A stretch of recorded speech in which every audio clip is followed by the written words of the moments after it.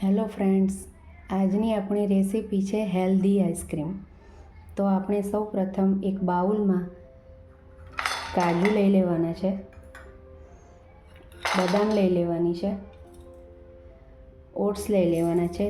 3 ચમચી ઓટ્સ લીધા છે મેં, અને ડેટ્સ લેવાના છે, અને 1 વાડકી મખાના. ડેટ્સમાંથી આપણે સીડ્સ કાઢી નાખવાના છે, અને આને ગરમ દૂધમાં આપણે 2 કલાક માટે પલાળી દેવાનું છે. બધી વસ્તુને 2 કલાક મેં પલાળી દીધી હતી.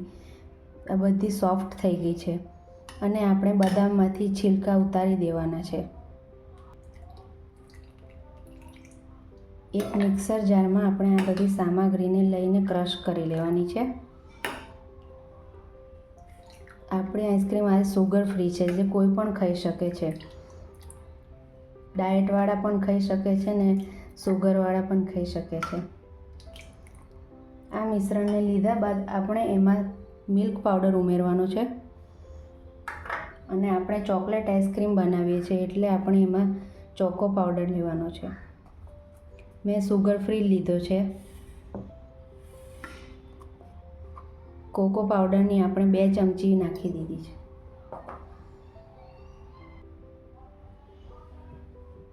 મિક્સર જારમાં આપણે આની સ્મૂથ પેસ્ટ કરી લેવાની છે.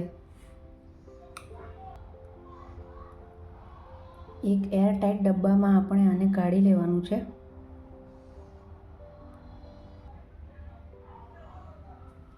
આને આપણે યુનિરેપ પેપર અથવા તો ફોઇલ પેપરથી કવર કરીને બંધ કરવાનું છે, જેથી ક્રિસ્ટલ ના જામે.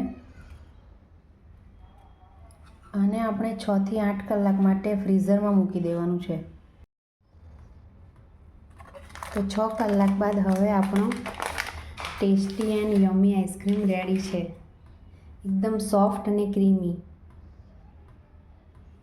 તો ચાલો આપણે સર્વ કરીએ આઈસ્ક્રીમને. તો આ સમર સિઝનમાં આ ચોકલેટ આઈસ્ક્રીમને જરૂરથી એકવાર ટ્રાય કરજો, જે ખાવામાં ખૂબ જ યમી અને ટેસ્ટી લાગે છે. અને કમેન્ટમાં જરૂર કહેજો કેવી બને છે. અને આવી નવી રેસીપી જોવા માટે મારી ચેનલને લાઇક, શેર અને સબસ્ક્રાઈબ કરજો. Thank you for watching.